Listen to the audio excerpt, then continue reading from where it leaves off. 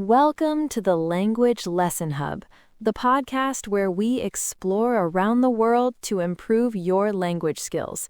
Today, I have a question for you, Nick. I'm all ears, Judy. What if I told you that a country with more oil than Saudi Arabia, a nation sitting on the largest petroleum reserves in the world, is currently facing one of the most severe economic and humanitarian crises in modern history? That sounds like a paradox, a complete contradiction. You must be talking about Venezuela. Exactly. Today, we're diving deep into the story of Venezuela. We'll explore its incredible oil wealth, the reasons behind its current struggles, and most importantly, the resilience of its people. It's a complex story, but a crucial one for understanding global economics and politics. So grab your notebook, listeners, because we're about to break down some important vocabulary and concepts. Let's start with the big one, oil. When we say Venezuela has the largest proven reserves in the world, what does that actually mean? Great question. Proven reserves is a key term. It refers to the amount of oil that can be recovered commercially with current technology. And Venezuela's numbers are staggering, over 300 billion barrels. That's more than any other country on the planet. 300 billion. This immense wealth turned Venezuela into what economists call a petrostate in the 20th century. A petrostate is a country whose economy is heavily dependent on the export of oil or natural gas. Right, and for a while, this worked incredibly well. The 1950s to the 1970s were a boom time. Money was flowing in, Caracas became a modern, cosmopolitan city, and the country had a powerful voice on the world stage. It was even a founding member of OPEC, the Organization of the Petroleum Exporting Countries, which gives it significant influence over global oil prices. But this dependency created a vulnerability. It tied the country's fate to a single commodity, leading to a classic boom and bust cycle. When oil prices were high, the country thrived. When they fell, things got very difficult. It's a pattern we've seen repeat itself throughout their history. This brings us to another important economic concept, often called the resource curse, or Dutch disease. It sounds strange, doesn't it? How can having a valuable resource be a curse? It's a paradox, as we said earlier. The resource curse happens when a country focuses so much on one valuable resource, like oil, that other sectors of the economy get neglected. Agriculture, manufacturing, technology, they all get pushed aside. Exactly.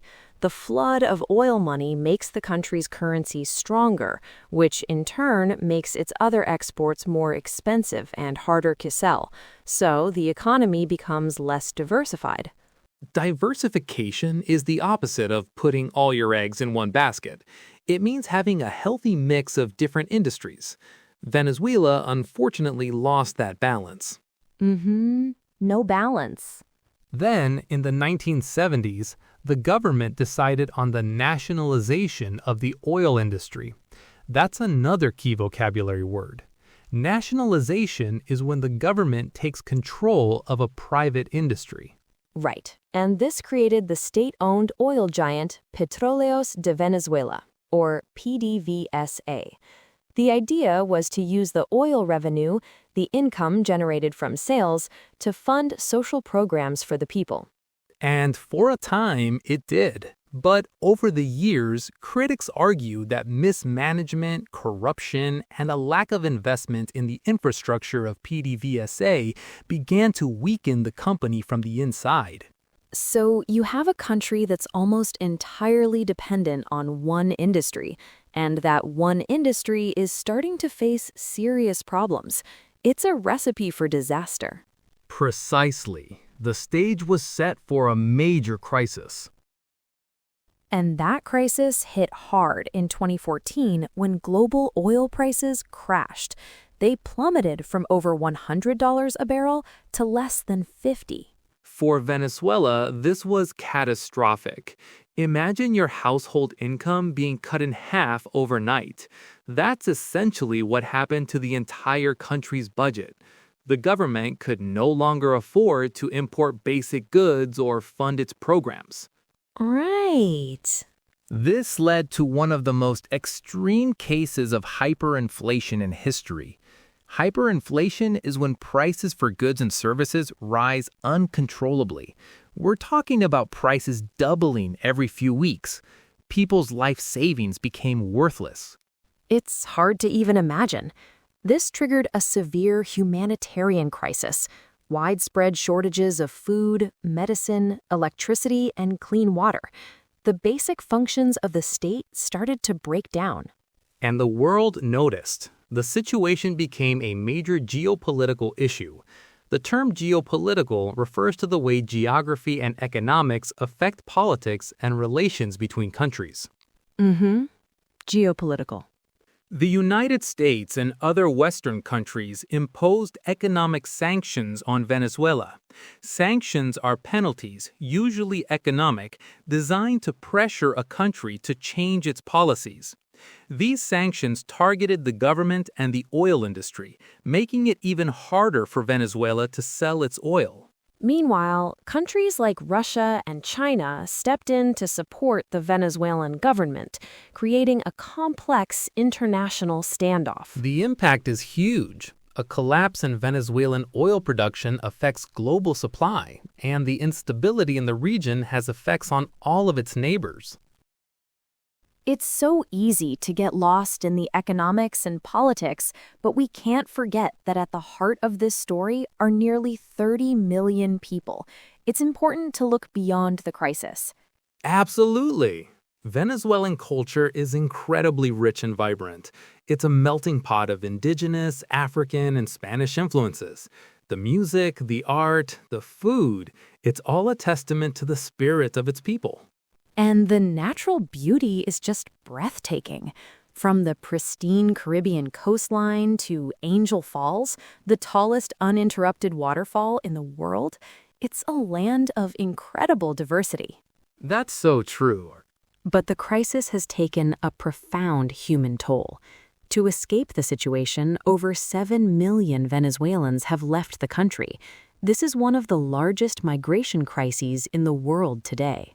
7 million people. It's a staggering number. These are doctors, engineers, teachers, families, all seeking safety and a future.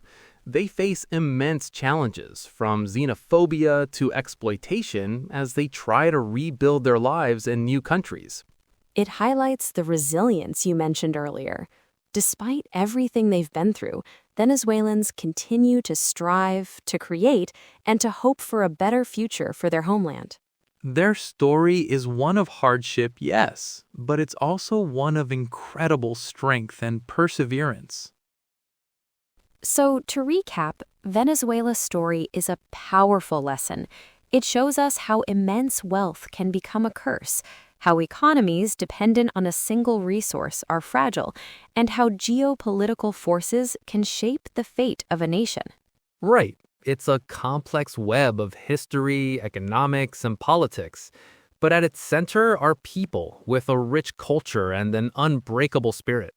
We hope this discussion has given you a deeper understanding of the situation in Venezuela and introduced you to some useful English vocabulary along the way. Thanks for joining us on English Explained. Be sure to tune in next time for another deep dive into a fascinating global topic. Until then, keep learning.